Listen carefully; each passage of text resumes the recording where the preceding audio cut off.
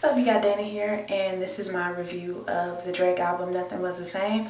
I have to say that on first listen it was questionable, but before I decided to do this review I wanted to take the time to actually give the album a couple listens, because of most of the albums that have come out recently I have noticed that my feelings and my preference in reference to the album changed significantly the more listens that I got in. Here are my thoughts on the Take Care album.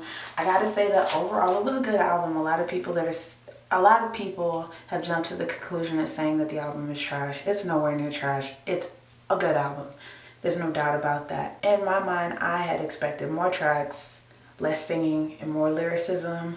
But as always, artists have to change and evolve, and I think he's really getting into melody and incorporating a lot more of that in the album, so I just take it with a grain of salt. For those of you complaining about the fact that y'all felt that the album was too moist, too emo, let's please take into consideration that this was the man who wrote the song Marvin's Room, which is essentially the biggest player haters anthem of our generation. And anyone who co-signed that song, you're co-signing player hate. So if you like Marvin's Room and you're mad at Drake for how this album sounds, take a second to check yourself. The Tuscan leather beat to me is really reminiscent of some of like Kanye's best stuff in his renaissance. I really do like the Whitney Houston sample, and it was the first indication of Drake's love of the 90s and just 90s nostalgia in general. We get the French Prince of Bel-Air line where he talks about his tryst with Tatiana Ali, which I thought was a great touch. And of course, you have two, not one, but two Wu-Tang Clan samples. Of course, obviously on Wu-Tang Forever. And then again later on in the album, I'm forgetting which track it's on, but there's a Cream sample on the album as well. I can also respect the fact that the album is damn near featureless, and I feel like in this day and age, a lot of people depend on features to fill up the albums with good material, especially when they can't come up with it on their own. So that's something that I definitely have to give Drake. If you wanted a Drake album, this is what you got, an album full of just Drake. For me, I'm confused as to why Worst Behavior and Connect made it on the album and Jodeci Freestyle and All Me didn't make it on the album. I felt like those songs definitely would have been great on the album, and I'm sorry, Jodeci Freestyle was probably one of the best singles he's released this year. I'm still shocked that it didn't make the album. Too Much is definitely my favorite part of the album, was the highlight of the album. At Drake's best, I feel like he does a really good job of being a detailed and intricate storyteller. I think he's really good at putting you in the place and time where he's at in a certain place in his life.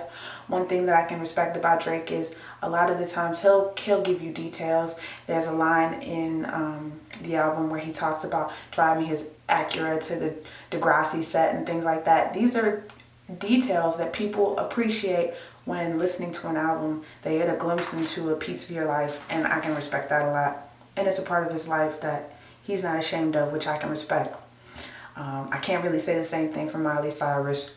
Boop. Overall, though, I gotta say that it was a good album, for what it's worth. It's definitely not Take Care. I honestly feel like Take Care is a better album, but for the people saying it's trash, no, it's not trash. It's a really good listen from top to bottom. As far as this being a full album, I feel like for it just being 13 tracks, there should have been more rigid selection in the songs overall.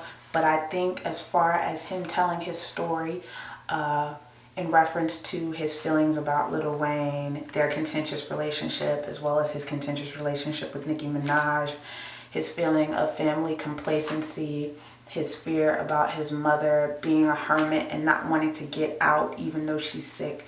Those details, I feel like he did a really good job of painting that picture for us.